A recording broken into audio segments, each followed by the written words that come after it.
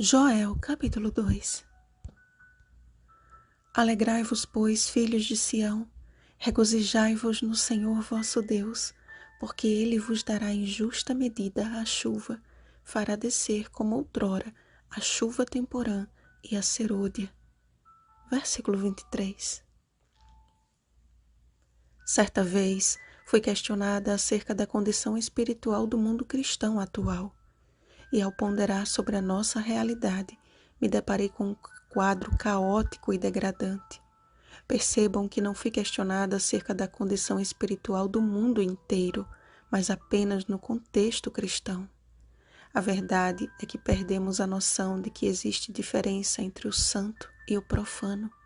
Entre doutrinas e tradições, vivemos em uma geração que perdeu a essência do Evangelho devido à falta de contato com a palavra de Deus. Há uma luta entre relativismo e legalismo que tem paulatinamente dividido a comunidade cristã e a afastado do relacionamento com o Criador, desviando o foco da verdadeira adoração, conforme o assim diz o Senhor, para uma falsa adoração, conforme o assim diz o homem que o Senhor disse. Envolvidos em uma guerra de teorias humanas, muitos se posicionam em suas trincheiras, pensando estar sob a bandeira de Deus. Seus gritos em defesa de uma guerra já fadada à derrota abafam a voz de rebate e o som da trombeta que já anunciam o dia do Senhor, que vem, já está próximo. E enquanto se preocupam com suas ideias equivocadas, Satanás avança em destruir suas famílias e qualquer possibilidade de salvação, afastando-os da verdade que liberta e do céu que lhes foi preparado. São famílias e igrejas que lutam entre si, esquecendo-se do que disse Jesus. Todo reino dividido contra si mesmo ficará deserto, e toda a cidade ou casa dividida contra si mesma não subsistirá. Mateus capítulo 12, versículo 25.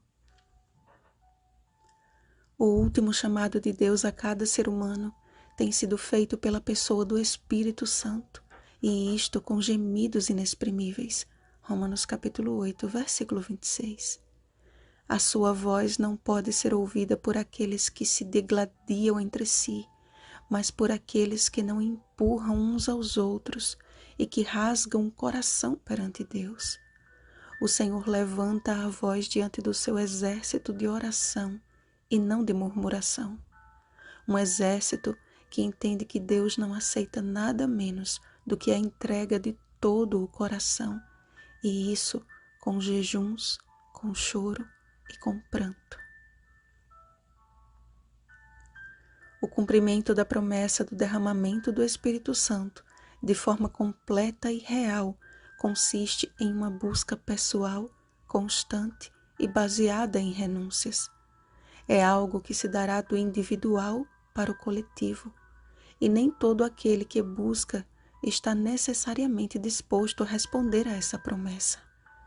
Como na parábola das 10 virgens, em que todas estavam juntas no mesmo propósito de adentrar as bodas do noivo. Contudo, apenas metade delas estava realmente pronta para o casamento. Apenas metade entendeu o que significa o dobro do azeite.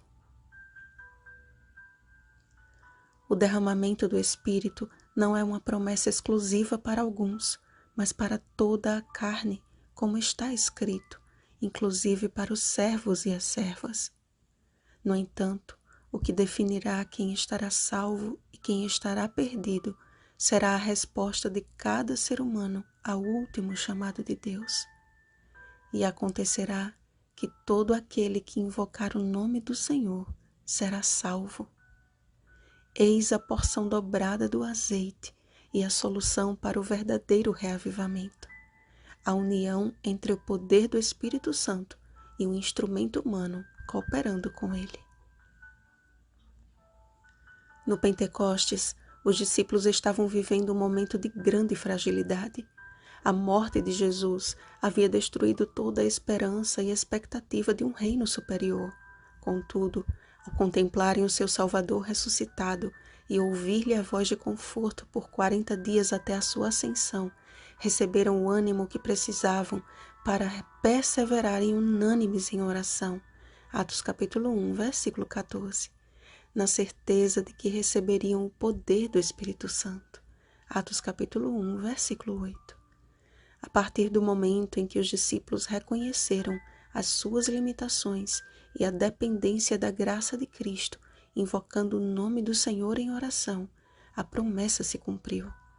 Da mesma forma, quando aceitamos a Cristo como nosso Salvador pessoal, passamos a fazer parte do corpo de Cristo e, como membros deste corpo, precisamos buscar a mesma comunhão que levou os discípulos a receber a promessa através de uma vida de oração e perseverança. Deus tem seus escolhidos em todos os cantos da terra. Há uma igreja invisível em Babilônia que no devido tempo aceitará o convite. Sai dela, povo meu. Apocalipse capítulo 18, versículo 4. São pessoas que invocam ao Senhor e o amam conforme a luz que receberam. Creio que a obra do Espírito Santo já está quase a ser concluída e que igrejas inteiras hão de aceitar a verdade presente, como já tem acontecido. A promessa do reavivamento pelo Espírito Santo não corresponde a um diploma de doutorado em Bíblia, mas a um chamado do Pai de amor aos seus filhos pobres de espírito. Mateus capítulo 5, versículo 3. A salvação em Cristo não se limita aos mestres das Escrituras, mas é para os que vivem, ainda que na ignorância do incompleto. Para Jesus, não há diferença entre atiradores de pedras religiosos e uma prostituta arrependida. Ele os ama de igual forma, mas a nossa atitude é o que definirá o nosso destino eterno. João capítulo 8, versículo 9. Não é o lugar em que estamos, mas diante de quem escolhemos nos curvar. Deus tem uma igreja pura na terra, coluna e baluarte da verdade. 1 Timóteo capítulo 3, versículo 15. Que não é convidada a viver um farisaísmo, mas um cristianismo que reflete a imagem do seu Criador. Muitos há que, guiados pelo Espírito Santo, estão se unindo a esta igreja sem nem mesmo se dar conta. O Evangelho eterno é uma mensagem para todos, a cada nação e tribo e língua e povo. Apocalipse capítulo 14, versículo 6. E o Espírito Santo tem feito esta obra com primazia e grande pressa. Não temos o que temer se o Espírito do Senhor é o nosso guia. Jamais seremos envergonhados se temos um relacionamento pessoal e diário com o Senhor. Que aceitemos hoje a provisão divina, tomando posse pela fé da chuva temporã que rega o nosso coração no trabalhar diário, preparando-nos para a chuva final. Então, estaremos entre os sobreviventes, aqueles que o Senhor chamar. Vigiemos e oremos. Bom dia, sobreviventes dos últimos dias. Hoje é o Dia Internacional da Mulher. Deixo aqui meu abraço virtual a você, querida leitora. Que Deus te abençoe com sabedoria, saúde e vida plena em Jesus. Oremos por um coração verdadeiramente convertido e preparado para receber a chuva serôdia. Rosana Garcia Barros.